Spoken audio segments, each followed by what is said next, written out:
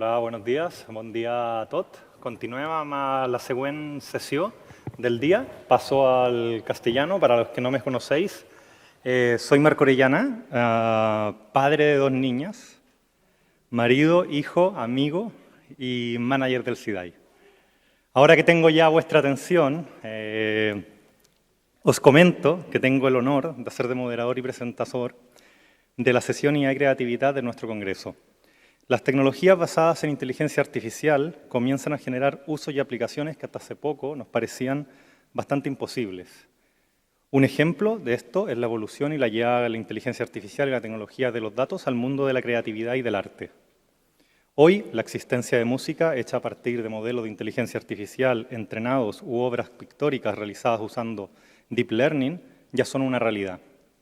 Queremos que esta sesión nos ayude a entender cómo y por qué la inteligencia artificial aplicada en el mundo de la creatividad artística y también poder escuchar como un caso de uso empresarial puede generar negocio a través del uso de tecnologías, de este tipo de tecnologías aplicada a la creatividad y el arte. Así, en esta sesión empezaremos con la charla de Carina Gilbert, que es catedrática y directora de IDEA-UPC, y que nos presentará ¿es la inteligencia artificial realmente creativa? Y luego continuaremos con Juan Roldán, CEO de Bibliomedical, que nos hablará de la creación de arte personalizado, de las ciencias hacia el arte. Carina, Juan, os convido a que os podáis sentar aquí con nosotros. Empezaremos con Carina Gibert, que es catedrática de la Universidad Politécnica de Cataluña, Barcelona Tech, licenciada y doctora en Ciencias de la Informática con especialidad en Estadística Computacional e Inteligencia Artificial, es posgrado en Docencia Universitaria, miembro del grupo de expertos que escribieron el Plan Estratégico de Inteligencia Artificial de Cataluña, el Catalunya Punellai, que hoy hemos tenido algunas noticias al respecto, director y cofundadora del Centro de Investigación en Ciencia Inteligente de Datos e Inteligencia Artificial, IDEAI, miembro de SIDAI, fundadora de la Comisión de Mujeres COINF para la Brecha de Género, Ingeniería Informática y otras comisiones de género. Entre otros, ha sido directora de proyectos como INESCOVID y Top Roses, y también Talent y Ciudadanía. Carina ha estado siempre muy activa en investigación y producción científica y con una larga experiencia en el uso social de las tecnologías en ámbitos como la salud, el bienestar, el medio ambiente y la sostenibilidad. Carina, el micrófono es tuyo.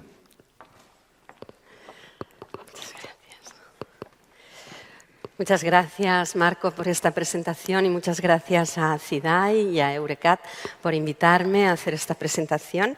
A mí me han pedido que reflexione un poco sobre la inteligencia artificial y su relación con la creatividad, ¿no? Entonces, bueno, ya hemos dicho que nosotros somos parte de uno de los centros de investigación en inteligencia artificial y ciencia de los datos grandes. De hecho, creemos que somos el más grande de España, con 72 investigadores a tiempo completo.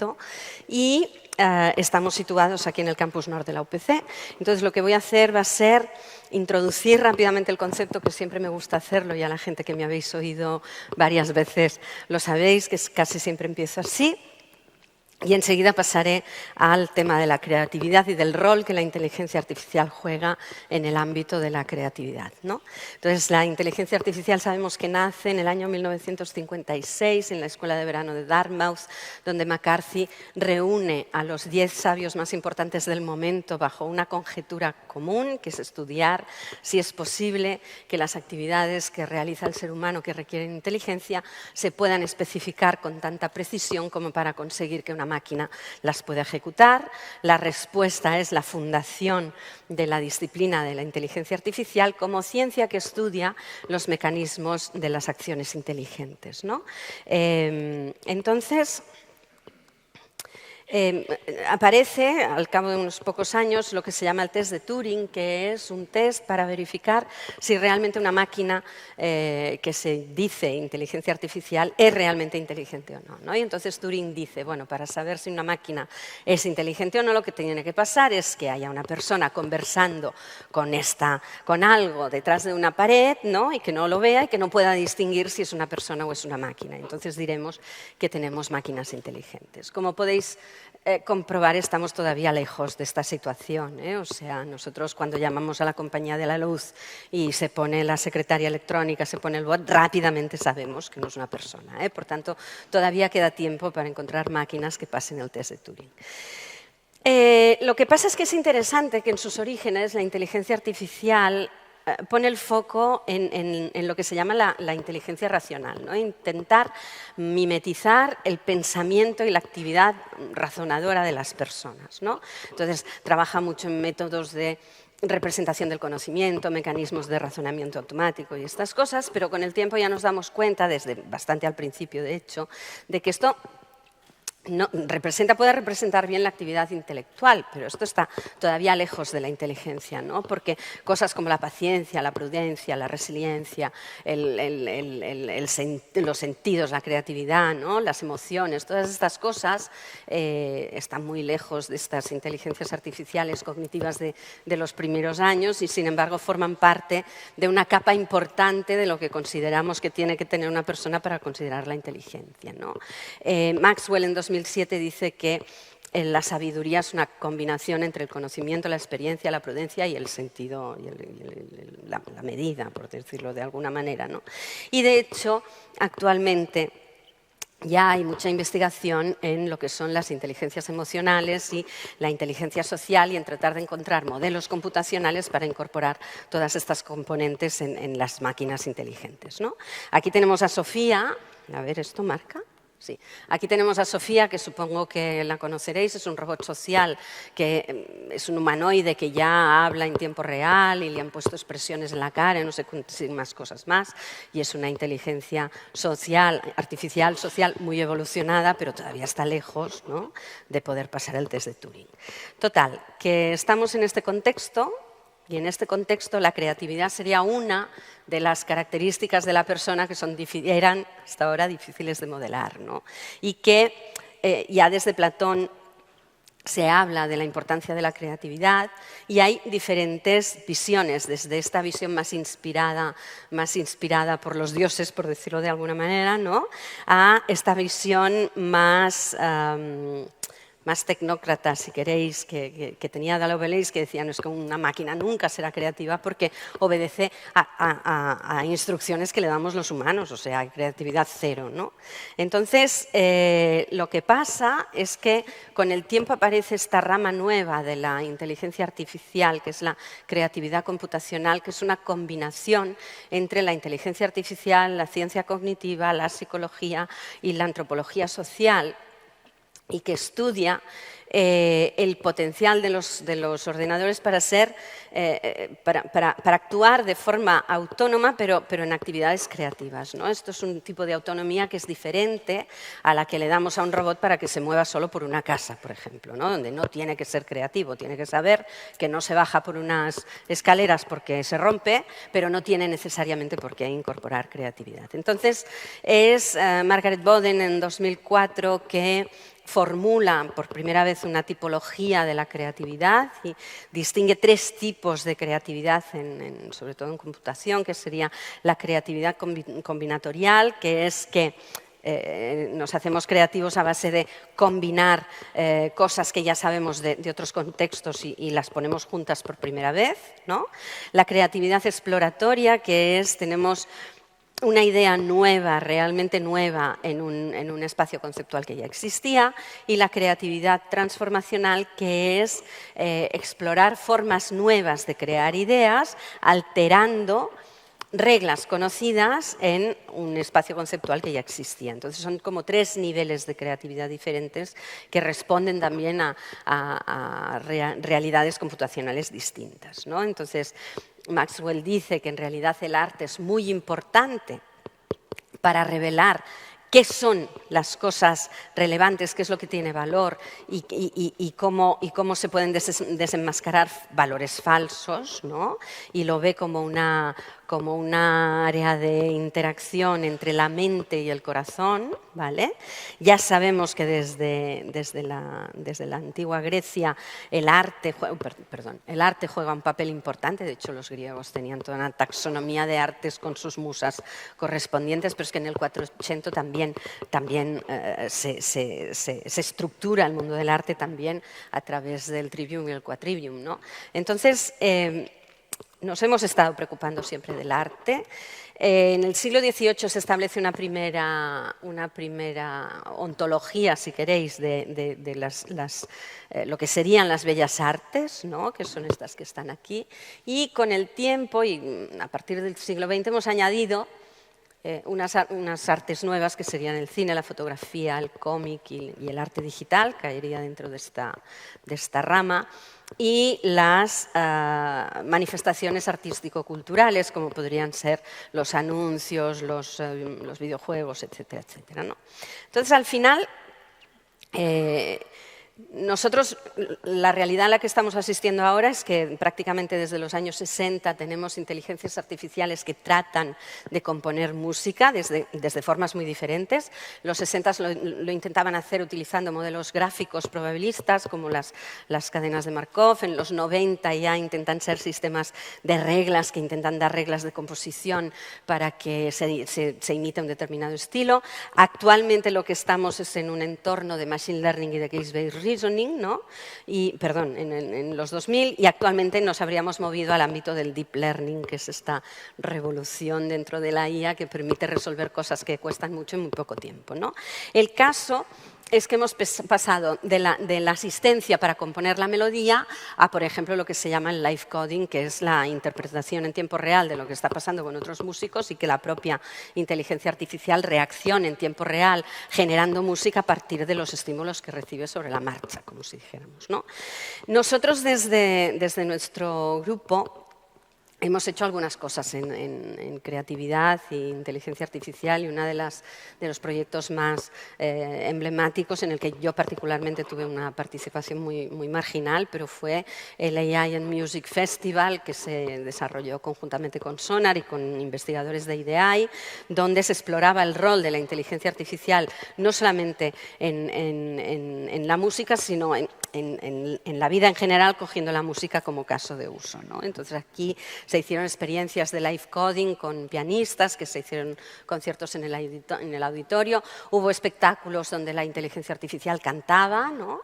Hubo espectáculos donde se pasaba de una voz hablada a una música instrumental, hubo espectáculos de danza generativa donde una inteligencia artificial estaba generando unas imágenes a partir de lo que bailaba una bailarina en el escenario, y en paralelo hubo un Thinking Lab donde artistas y tecnólogos han trabajado conjuntamente para poder ver cuál es el alcance de todas estas posibilidades que la IA da al mundo de la música, ¿no? En este caso. Conocemos todos el famoso Dalí, que a partir de una imagen o de una pintura y con una descripción textual le podemos pedir, ¿no? que invente variaciones o creaciones nuevas alrededor de un tema y de una pintura ya conocida, ¿no? Y aquí podríamos seguir un ejemplo más puramente de tipo lúdico, como si dijéramos, ¿no? Pero también le podemos dar un texto, ¿vale? Y que él se invente una creación artística a partir de este texto, ¿no? Entonces, hay muchísimas herramientas alrededor de esto y, bueno, ya nos lo decía antes Marco, estos son mecanismos normalmente basados en Deep Learning, pero que, por ejemplo, no solamente permiten que uno se entretenga, también permiten que no sé quién se invente una novia para que sus padres le dejen en paz, ¿vale? Esto también está hecho con Dalí, entonces, y resulta bastante convincente, ¿no? Entonces, claro, fijaros que alrededor de toda esta creación también uno podría hablar de la capacidad creativa que tienen los vídeos estos que transponen, ¿no? Transponen caras de personas y las hacen hablar y no sé qué. Entonces, aquí detrás también aparecen toda una serie de consideraciones de tipo ético que no hay que menoscabar, ¿no? Porque al final, bueno, tienes una herramienta muy divertida que te genera 20 variaciones de la muchacha, de la joven de la perla, ¿no? Pero también tienes la misma herramienta muy creativa que lo que hace es inventarse una persona que no existe y darle el esquinazo a gente real que se lo traga, ¿no? Entonces aquí entraríamos en todo el tema de cómo las herramientas de IA creativa se utilizan para las fake news, bla, bla, bla, bla, ¿no? Bueno, aquí tenemos la campaña de la UPC de Sant Jordi de este año, que lo que hizo fue tomar 8 imágenes de diferentes autores de rosas y lo que hacía era generarte un NFT con una rosa especialmente hecha para cada una de las personas receptoras, como si dijéramos, como regalo exclusivo, ¿no? Que este es otro mercado que se está abriendo y que también descansa sobre esta idea de aplicar deep learning y mecanismos de creatividad en pinturas, ¿no? En imágenes. Y entonces esto es un proyecto que nosotros hicimos ya hace bastante tiempo y que trata la creatividad desde una perspectiva un poco más desde el ámbito de la parte cognitiva, ¿no? Nosotros aquí intentábamos construir un sistema que fuera capaz de ser creativo en alta cocina. Esto era un concurso de talento que organizó Ferran Adrià juntamente con Telefónica y del que nosotros fuimos ganadores. Pero aquí la idea nuestra estaba muy lejos de todo este tipo del deep learning, sino que se trataba más de representar el proceso que está ligado a la elaboración de un plato más o menos complejo, ¿no? Y utilizar herramientas de inteligencia artificial basadas en grafos y en diagramas de influencia para intentar poder comparar diferentes recetas, como si dijéramos, poder entender qué recetas eran de la misma familia o eran de diferentes familias, entender cuál es el ADN, por ejemplo, de un salmorejo, ¿no? Hay 25 versiones de salmorejo, pero ¿qué es lo que hace que una cosa sea salmorejo o no sea salmorejo, ¿no? Entonces hay toda una serie de cosas mínimas que representan esto y a partir de aquí nosotros aplicábamos mecanismos de creatividad que consistían en invertir un ingrediente del ADN, ¿no? O cambiar un ingrediente del ADN por otro que en otras recetas donde convive con los mismos ingredientes funciona, o por ejemplo, trasladar parte del proceso de otra receta o ampliar la receta con una parte del proceso, ¿no? Entonces, un poco la idea de descontextualizar una combinación o recontextualizar una combinación era la herramienta que nosotros utilizábamos para generar recetas nuevas que no se habían construido antes y que más o menos funcionaban, ¿no?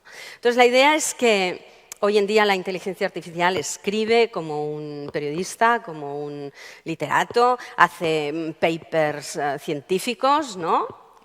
Y puede hacer escritura creativa también. De hecho, la UPC Arts abre ahora un taller de inteligencia artificial creativa, ¿no?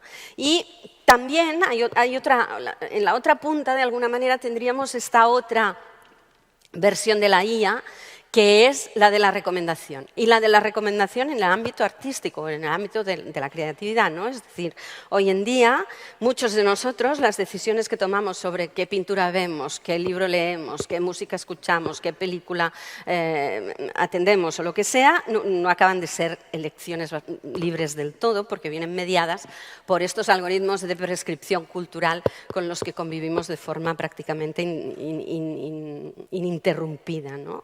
Entonces, un poco la conclusión es que en el estado de la situación que estamos ahora, los algoritmos de inteligencia artificial todos aprenden de forma regular, como si dijéramos, pero también algunos pueden ser capaces de proporcionar soluciones nuevas, ¿no? Que sean capaces, pues, de tener estas características que tenía la creatividad que definía Margaret Boden, que era que fuera una cosa nueva, que fuera relevante y que pudiera sorprender, ¿no? Porque no estaba asociada con ninguna de las cosas que conocemos y que salen de los programas, de los patrones planteados. Bueno, esta sería esta cara más oscura. Entonces, la pregunta que yo me hago es, a partir de la influencia que estos recomendadores tienen, ¿hasta qué punto el comportamiento del usuario o del consumidor de arte, por decirlo de alguna manera, acabará determinando qué arte creamos y qué arte no creamos, ¿no? Porque al final, si nos influyen tanto en cómo consumimos el arte, pues esto también acabará impactando en cómo se crea el arte por parte de los generadores de arte, ¿no? De los artistas, vaya, en general, ¿eh? Entonces, bueno, la idea y otra gran pregunta que yo me hago y que yo creo que es uno de los grandes challenges que tenemos en este momento es todas estas creatividades que hace la inteligencia artificial, ¿de quién son? ¿Son del developer?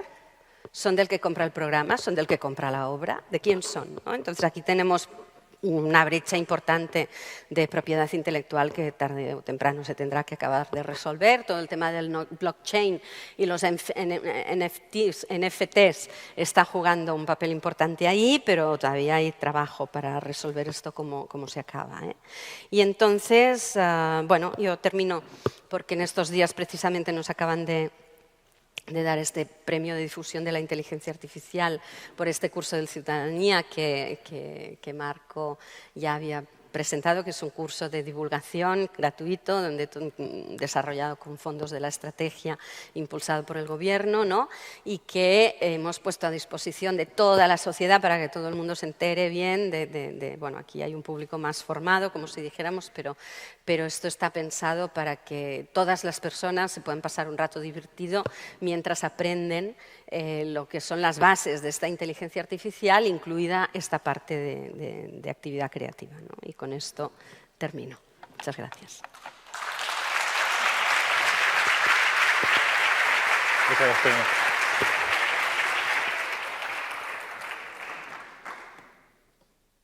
Muchas gracias, Karina, por esta visión histórica también de la creatividad, de distintos ejemplos que mencionaste que aplican a cada uno de estas diferentes definiciones de lo que entendemos también por creatividad y arte.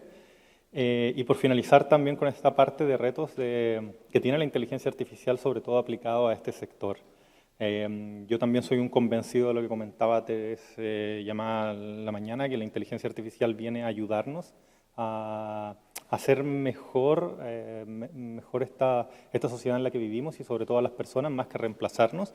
Y en la creatividad y el arte creo que también viene muy de la mano. No, al menos personalmente creo que es una herramienta que ayudará a generar más, mejor y de alguna manera mejorarte o a llegar de mejor manera a distintas personas del mundo. Para continuar, ahora tenemos la presentación de Juan Roldán. Juan es médico de la Universidad Nacional Autónoma de México, con un itinerario formativo en neumología por el Hospital Valdebrón de Barcelona y postdoctorado en biología molecular de Vanderbilt University en Nashville, Tennessee, en Estados Unidos. Fundador de Bibliomedical y creador de un proyecto que se llama Genoma 23, que centra su actividad principal en la creación de cuadros de arte personalizados en base al perfil genético de cada persona mediante el uso de técnicas de biología molecular, algoritmos de machine learning y tecnología de blockchain. Juan, adelante.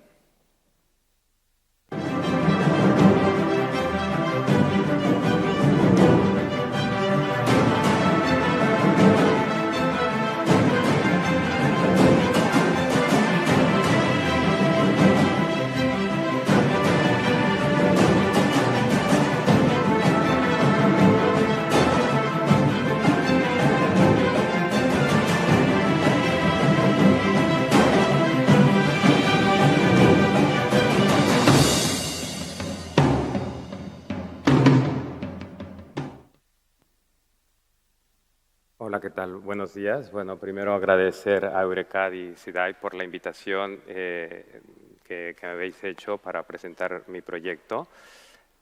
Bueno, creo que en relación al tema de inteligencia artificial ya lo han dicho todo.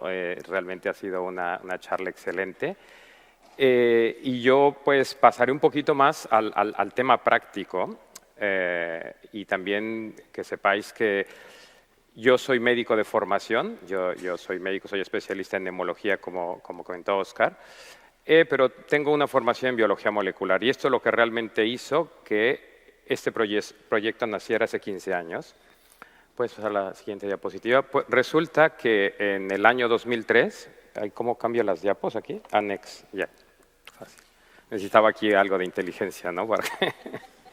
Pues eso, en el año 2003 yo hice una formación postdoctoral en Vanderbilt, en Estados Unidos, y mi jefe, me acuerdo, el doctor Jim Loy, me dijo, oye, ven que van a hacer la charla que presentan toda la secuencia del genoma humano. Y digo, pues venga, va. Y entonces me quedé sorprendido de toda esa maravilla, toda esa estructura de letras, símbolos, y decían, bueno, son 4 letras, ATCG, que es adenina, timina, guanina y citosina.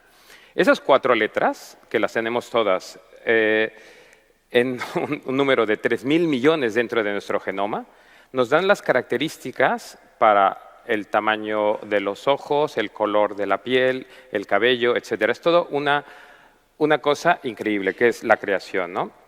Entonces, en base a esto, yo empecé a pensar cómo podemos hacer, o cómo se puede hacer algo que dé la impresión de una persona, una especie de DNA-DNI, pero que sea más visual, ¿no? Entonces, elegí 24 marcadores microsatelitales, que son los que hacen la diferencia entre cada individuo. Y después esto, ¿cómo lo podemos hacer visual, que parezca realmente llamativo? Y entonces está lo que es el arte, que es otra parte que comparten ciertas similitudes con la ciencia, porque la ciencia y el arte, aunque son muy divergentes, comparten ciertas similitudes, ya que comparten la parte del asombro del hombre, experimentar fenómenos naturales. Siempre estamos pensando en por qué llueve, cómo puedo predecir que antes de salir a casa tengo que llevar un paraguas, cómo puedo interactuar con la sociedad, etcétera. Y el arte, sin duda, es una expresión, una forma de expresión cultural que nos permite, de una cierta manera, una expresión transfigurada de la realidad, ¿no? Todo el mundo hemos ido a un museo o ve una obra de arte y cada uno ve una cosa diferente. Pues este proyecto intenta esto, que cada persona que nos vemos en esta sala, que somos compartimos el genoma en el 99% de las bases que les decía, ninguno somos iguales. O sea, nos podemos comunicar, nos podemos reconocer como seres humanos, pero no somos iguales. Entonces, nosotros hemos, además de toda la parte artística, hemos creado también pues la parte del arte digital. Hemos creado una plataforma de blockchain que está en Flow, que permite digitalizar las obras. Esto da un valor añadido porque hay una trazabilidad a nivel global. Y el siguiente paso que queremos hacer en esto es entrar a mundos más activos, más virtuales, entrar a metaverso, interactuar con otros artistas. Bueno, entonces, ¿cuál es la metáfora de todo esto? Por un lado tenemos el entorno natural, los ecosistemas, y para el ser humano todo esto es un reto, un problema. ¿Cómo puedo modificar esos ecosistemas? Nosotros tenemos un individuo, un fenotipo, y nosotros en Genoma 23 tenemos un problema que queremos solucionar en base a nuestra experiencia en el ámbito de la biología molecular y del machine learning. Queremos transformar los cromosomas o genotipo a un cambio, a un símbolo, un fenotipo genoma 23. Y este grado de adaptación lo usamos en base a algoritmos de fitness, que son los que se utilizan en genética. Bueno, entonces, por un lado tenemos el fenotipo, que es las características genéticas que tenemos cada uno, y todo esto son un conjunto de datos, letras, números, símbolos, ¿vale? Y que nosotros hemos comenzado a aplicar algoritmos de Machine Learning supervisado. Esto es, nosotros hemos etiquetado un montón de datos para obtener un resultado. Y este resultado se calcula mediante un cálculo de fitness. Es hacia dónde queremos llegar, a cuál sería nuestro punto óptimo. Y con el objetivo de generar un fenotipo nuevo, un fenotipo diferente, que no sea una persona, sino un cuadro, unos pictos, tamaños, colores, formas. Entonces, al inicio les decía que habíamos elegido 24 marcadores microsatelitales. Estos 24 marcadores microsatelitales que están aquí, bueno, cada uno tiene un nombre, un código, y las características es, estas 4 letras hacen que sea diferente al siguiente. ¿Y qué pasa? Por un lado tenemos el alelo del padre y el alelo de la madre. Entonces, estas letras, que unidas en 4 hacen un aminoácido, están repetidas, por ejemplo, en este caso, el alelo del padre da 11 repeticiones y el de la madre 16,2. Bueno, esto nosotros lo codificamos a través de etiquetas que comienzan a generar una pequeña red neuronal a través de todos estos datos, se recodifican para darnos un resultado, ¿vale? Datos, análisis matemáticos y una salida. ¿Y la salida qué es? Bueno, pues nuestras salidas son un tamaño, buscamos un tamaño, un color, una forma y una posición, entre otros parámetros. Y entonces, ¿qué pasa? Nosotros aquí tenemos, por ejemplo, una secuencia que es el alelo, digamos, de lo que si esto lo traspolamos al alelo del padre y al alelo de la madre, en el siguiente cruce tenemos unos patrones, ¿no? El patrón del padre, pues bueno, vale, lo he puesto azul y ha sido casualidad, y este más lila, pero en la siguiente generación la madre aporta su alelo, el padre aporta su otro alelo y pueden estar distribuidos en este orden o a la inversa. ¿Y qué pasa? Pues la siguiente generación, esto ya lo explica Mendel en sus leyes de Mendel, pues hay unos rasgos del padre, rasgos de la madre, que pueden en este caso predominar los del padre y en este caso los de la madre. Pues el algoritmo que nosotros hemos creado básicamente lleva esta función de las leyes de Mendel de la siguiente generación, ¿no? Entonces, ¿pero qué pasa? La genética tiene también algunas variables. Llegan a ocurrir mutaciones. Ahora con todo este tema del COVID hemos empezado a escuchar PCRs, mutaciones, etc. Bueno, pues las mutaciones no es otra cosa de que en alguna generación una letra cambia por otra, ¿vale? Entonces, ¿qué ocurre? Este aminoácido se modifica y esto lo único que hace en biología molecular es que la proteína sea o más pesada o más ligera. Si es más pesado, obviamente, su camino hacia afuera de la célula es más lento y si es más liviana, pues es más rápido su salida. ¿Continúa teniendo las mismas funciones? Sí, pero al final se representa de una forma diferente. Entonces, toda esta información es la que nosotros hemos introducido, hemos etiquetado dentro de nuestro algoritmo. Y entonces, ¿qué pasa? Empleamos dos marcadores, padre-madre, para generar una respuesta y un glifo, o sea, estos dibujitos que les enseñaba. Entonces, cada marcador se define en el centro de una gaussiana y luego la desviación o hacia la derecha o hacia la izquierda. Está representada una gaussiana, pero en realidad se hace una regresión lineal. Después será así. Vale. Y lo mismo para los colores. Entonces, ¿qué pasa? En el tema de los colores sí que nos costó un poco más de trabajo definir el tema de los colores, porque decíamos, a ver, vamos a ver, ¿cómo podemos decirle al algoritmo que no me mezcle un amarillo con un rosa? Pues hay un francés que se llama Lemierre que tiene una teoría del color, de la combinación de los 360 grados de los colores. Y entonces usamos su teoría para que es una tríada de colores, para que los colores de salida del algoritmo fueran compensados y no encontráramos unos colores que contrastaran demasiado. Entonces, básicamente es, siguiendo lo que es la teoría de las redes neuronales, se introducen todos los valores, se determinan una ponderación de estos valores que al final da una decisión. Y esta decisión podemos irla modificando en función de lo que nosotros estemos buscando. Es una capa muy lineal. Entonces, este es el problema máximo de la función. Tenemos, por un lado, el genotipo de cada individuo, les decía. Se introducen todos los valores, entonces a todos los valores se asigna una función, ¿vale? Y la función empieza a generar un resultado. Entonces, azul, azul, amarillo, azul, azul, azul. Entonces, toda esta información, nuestro algoritmo supervisado, de Machine Learning supervisado, empieza a aprenderlo. Y entonces, una vez que sale el resultado, nosotros retroalimentamos como a un niño cuando comienza a caminar. Pues un aplauso, bien, o te ayudamos a caminar, ¿no?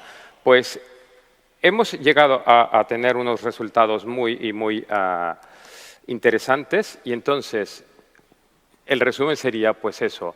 Por un lado tenemos el genotipo, los marcadores, que bueno, aquí hemos puesto algunos, y cuando se introducen estos valores, nuestro modelo empieza a hacer predicciones hacia dónde tiene que moverse el tamaño, el color, la forma, la dimensión, la localización de de cada estructura.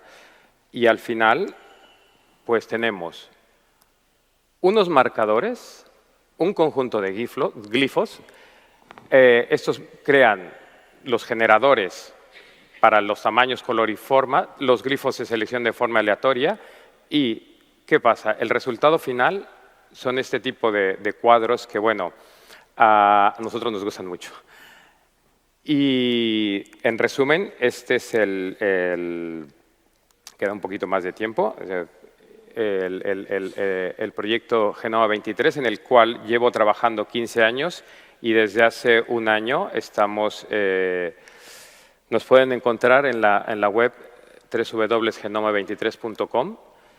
El proyecto sigue evolucionando. Estamos, como digo, además de lo que es la presentación en formato de tela canvas, de algodón no transgénico, aluminio Dibond reciclable, porque siempre intentamos ese tema circular.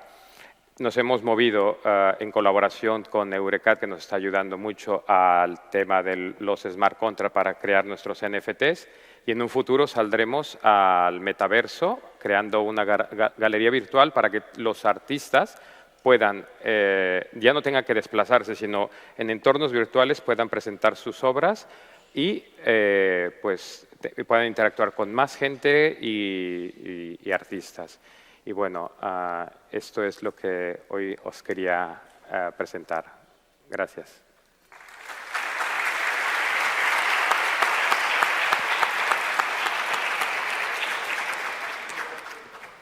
Muchas gracias, Juan. Te invito a que te sientes con nosotros porque ahora tenemos tiempo para hacer algunas preguntas de la audiencia.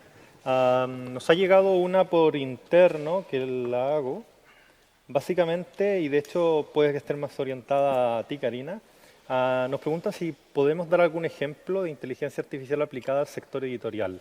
Por ejemplo, hablando de Natural Language Processing. Lo hace Daniel Font. Bueno,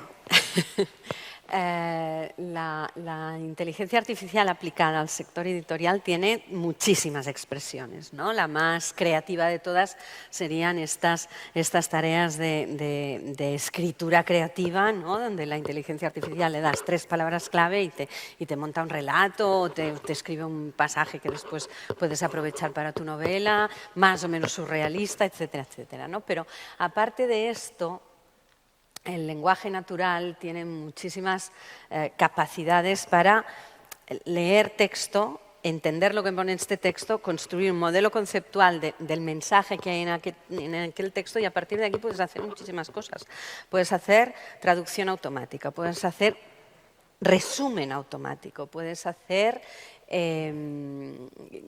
identificación de las entidades, de los verbos, de los síntomas de una enfermedad, ¿no? de muchas cosas. Entonces, en el ámbito editorial puedes clasificar los textos también. Entonces, desde los recomendadores personalizados de literatura que ya existen y que no todos están basados en el uso del lenguaje natural, pero que si se aprovechara el contenido que tienen los textos, seguramente las ontologías de novelas y estas cosas podrían permitir una recomendación mucho más precisa, como si dijéramos, mucho más personalizada, hasta la traducción automática de obra, ¿no? De obra extranjera. De hecho, ya sabemos que hoy en día los traductores humanos, cuando traducen obra, lo que hacen es pasarla por un traductor de inteligencia artificial, que todavía es un poco más...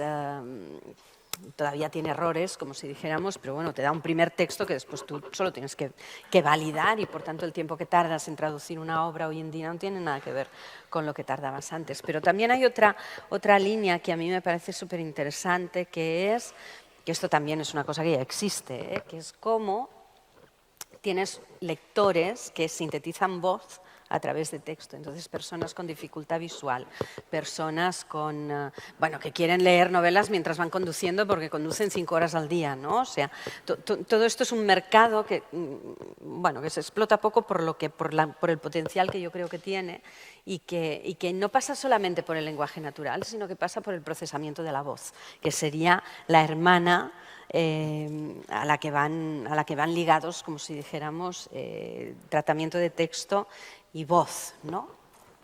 Perfecto. Muchas gracias, Karina, por tu respuesta. Juan, y también aprovecho si tenéis alguna pregunta desde la audiencia. No sé si, Gemma, tenemos un micrófono o la gente lo puede hacer poniéndose de pie.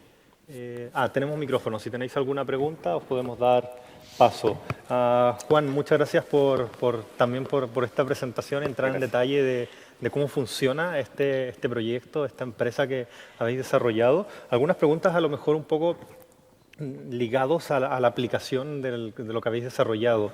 Habéis decidido secuenciar 24 marcadores moleculares. ¿Por qué? ¿Por qué no más? ¿Por qué no menos? Y ligado también a esta pregunta, cuando hacías la comparación entre padre y madre y la secuenciación y el grado de cambio genético que puede pasar hacia los hijos, los cuadros entre padres y hijos también tienden a asemejarse por la semejanza en ADN. Bueno, te lanzo esas dos preguntas. La verdad es que son muy buenas preguntas las dos. A ver, la primera, básicamente, hemos decidido secuenciar 24 marcadores microsatelitales. O sea, en medicina forense ya se establecen 8, por ejemplo, cuando hay una escena de un crimen, con 8 marcadores ya lo dicen aquí, podemos diferenciar una persona. Pero entre más marcadores ocupes, la posibilidad de que se repita un individuo es muy difícil. Por ejemplo, con estos 24 marcadores, la posibilidad de encontrar otra persona igual es igual a 584 billones de veces. O sea, imposible que volvamos a tener otra persona que nos envíe su muestra, digamos. Pero en cambio, con los 8 marcadores, ese ratio baja. Pero bueno, estamos hablando de 100 billones, pero bueno. Entonces decidimos por eso coger 24 marcadores biomoleculares. Además de lo que es la obra de arte en sí, nosotros les damos un certificado que es su huella digital, su DNA-DNI. Esto se puede usar como un documento médico legal que puede demostrar que esa es la persona, que él es la persona en cuestión. Después, en relación a la segunda pregunta, que es una cosa que es muy interesante la pregunta porque nosotros pensamos bueno, alguien del grupo dijo, oye, ¿y si yo le digo a mi madre que se lo haga y luego a mi hermano, qué va a pasar? Y entonces estuvimos haciendo pruebas y efectivamente es como las fotos que ponemos en casa, ¿no? Está padre, madre y los 2 hijos. Y llega la abuela y dice, este es de la familia Roldán, y mi mujer se llama Porta, este es de los Porta, ¿no? Porque tienen rasgos característicos. Pues en nuestros cuadros pasa lo mismo. Yo hice la secuencia de mis hijos, tengo 2, un niño y una niña. Entre ellos son muy parecidos y luego, porque obviamente tienen el ADN de mi mujer y el mío. Bueno, eso espero, no, pero sí que sí salió, ¿eh? Sí salió, ¿eh? Y bueno, total. Y después, entre ella y yo, había algunos colores que se parecían, ¿no? Y fue muy curioso, o sea, fue una sorpresa. Ahora estamos pendientes de colgarlos en casa. Sí, sí. Ligado a esto, y continúo contigo, Juan, antes de volver a Karina, ¿qué pasa con los datos que recopiláis? Porque entiendo que esto también es un proceso físico, que recibís una muestra de saliva de alguna persona, y después, ¿qué pasa con esta toma de muestra y con los datos de las personas?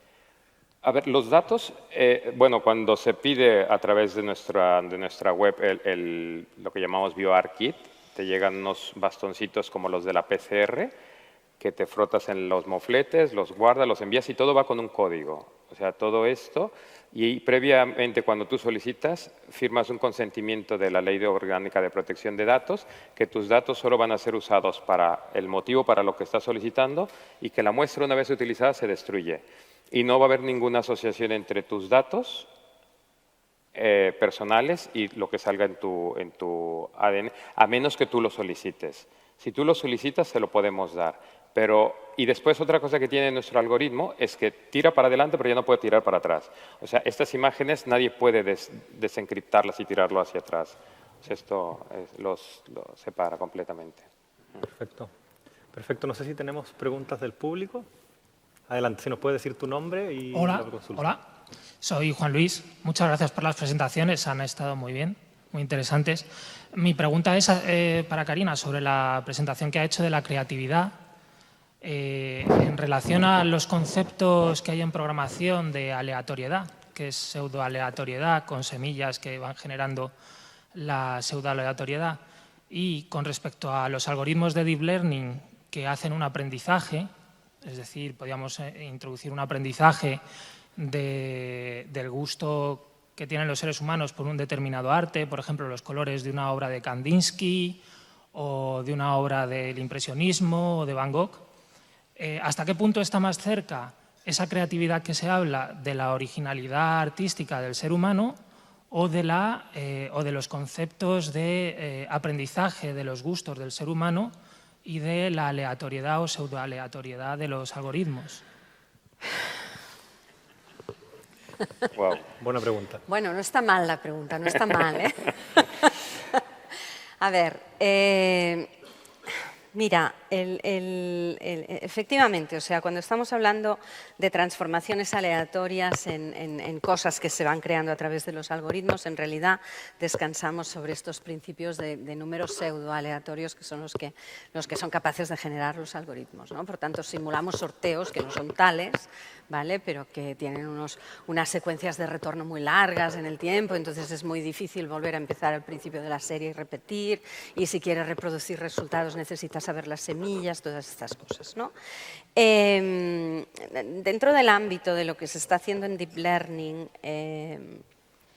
estamos más dentro del ámbito del Machine Learning, es decir, el esquema es, tengo una muestra de aprendizaje, a partir de esta muestra de aprendizaje, de hecho en las redes profundas lo que tienen son unas capas intermedias muy complejas que lo que van haciendo es como una abstracción del, ¿no? Tú le metes unas imágenes, ¿no? Y entonces las diferentes capas lo que van haciendo es trabajar con menos píxeles cada vez, haciendo como un resumen de la imagen hasta que se quedan con el esqueleto, por decirlo de alguna manera, ¿no? Entonces a partir de ahí tú entrenas la red, después te vienen imágenes nuevas y lo que haces es pasarlas por esta red ya entrenada, que lo que hace es ver si tienen el esqueleto del gato o el esqueleto del perro o el no sé qué, ¿no? Y que por tanto reconocen, pero con un principio que es de aprendizaje inductivo, que es de inducción, que no estoy muy segura, que la relación que hay entre la aleatoriedad y la inducción cognitiva, como si dijéramos, ¿no? O computacional, si lo quieres decir así. Entonces, ¿cómo se parece todo esto a los procesos creativos de la persona? Pues nosotros, la conclusión a la que llegamos en el proyecto este del Génesis, que es lo que hicimos para la Hacking Wikipedia Contest, es que en el proceso creativo, dejando aparte esta creatividad más inspiracional, ¿no? Que un día estás y pum, te viene la idea. Pero dejando aparte esto, la mayor parte de los procesos creativos tienen que ver o bien con que tú coges una cosa que funciona y la trasladas a un contexto totalmente diferente, o bien que coges una cosa que funciona y le modificas una parte que la cambias, ¿no? Entonces, no tengo muy claro que aquí la aleatoriedad juega un papel importante. Seguramente puedes utilizar un mecanismo aleatorio para implementar esto, seguramente sí, pero los mecanismos de aprendizaje inductivo yo creo que están en otro plano, ¿eh? O sea, no descarto que se puedan hacer políticas intermedias, como si dijéramos. Sí. Me refería a la originalidad de la obra en la creatividad, si se puede decir que es más una máquina que aprende del ser humano y llega a una variación que se puede decir original o que es del gusto del ser humano como una obra de arte, o si se parece realmente a algo que haría un ser humano original. Claro, tú para Es que todo esto yo creo que son cosas que están en el contexto de irlas colocando todavía, ¿no? Entonces, ¿tú cómo dices que una obra es original? Porque una cosa es que atribuyas la originalidad a la obra y otra cosa es que atribuyas la autoría, ¿no? Entonces, el Kandinsky pinta y todo lo que pinta es suyo y es original porque lo ha hecho él, ¿no? Pero es distinto de todo lo demás que existe en la historia. Entonces, yo creo que son como dos conceptos que en el mundo real están muy mezclados, pero cuando te vas al mundo de la obra digital seguramente se tendrán que separar. O sea, una cosa es que Dalí haga una obra y, por tanto, la obra es de Dalí o es del señor que compra la obra de Dalí y de los desarrolladores que han intervenido, ¿no? Y otra cosa es que la obra sea distinta a todo lo demás que se ha hecho. Y aquí, en el mundo computacional, tendremos que acabar construyendo métricas que permitan calcular distancias entre cuánto se parece una pintura a otra y este tipo de cosas. Y, evidentemente, nos iremos a distancias complejas, que no serán ni mucho menos las que estamos acostumbrados a usar ahora cuando trabajamos en datos, ¿no? En bases de datos más clásicas, sí. Muchas gracias. No sé si tenemos alguna otra pregunta desde el público. Las difíciles para el café, por favor.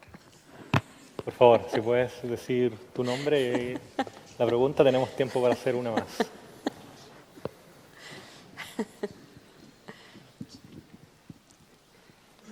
Hola, me llamo Juan y quería preguntar a Karina, que ha comentado antes de que había la posibilidad de que una inteligencia artificial escribiese papers científicos, y no sé si conoce alguno o es una previsión de futuro. No, hay, de hecho hay.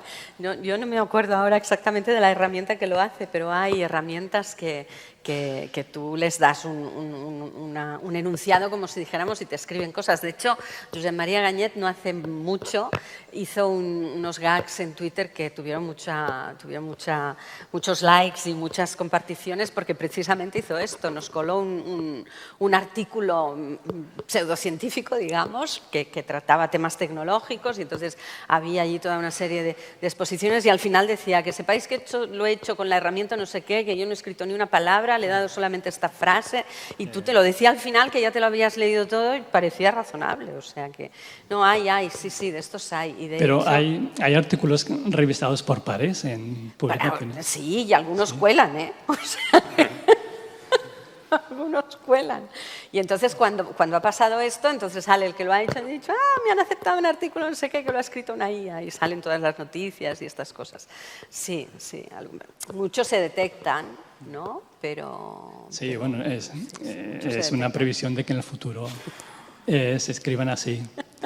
Y bueno, después para Juan, querías así preguntar por qué en cada marcador cogíais 4 nucleótidos, y creo que has comentado que esos 4 nucleótidos daban lugar a un aminoácido, pero en vez de 4 son 3. 3 nucleótidos dan lugar a un aminoácido, pero no sé por qué habías cogido 4 en cada marcador, 4 nucleótidos. No, esos son el número de repeticiones.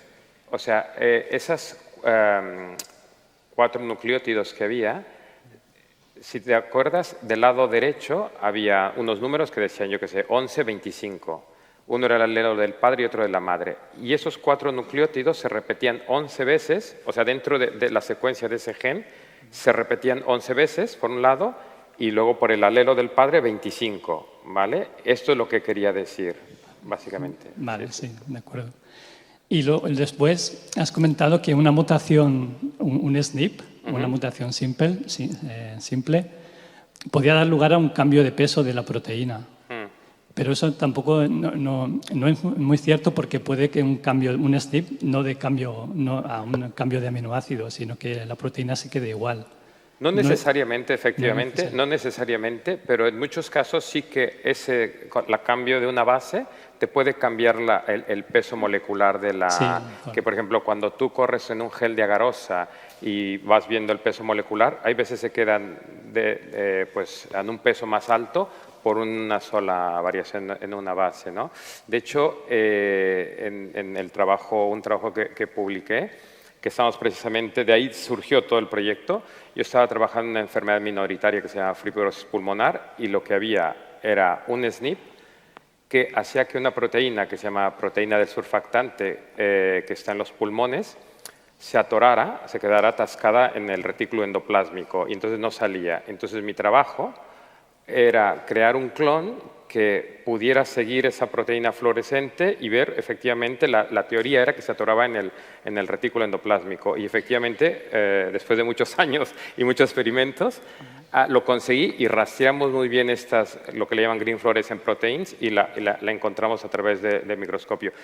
Y todas estas cosas que hice en su momento fueron las que hicieron que creara este proyecto, porque alucinaba ya con los colores, con las letras, con PCRs, bueno, y ahora creo que el IA terminará haciendo mucho por todas estas cosas. Sí, sí. Pues bueno. Estamos en muy bien, tiempo. muchas gracias. Muchas gracias, Juan, por las preguntas. Muchas gracias, Juan, por entrar tan en detalle del proyecto Genoma 23. Karina, por esta visión también más amplia de lo que es IA y creatividad. Ahora quisiera pedir un fuerte aplauso para nuestros dos ponentes.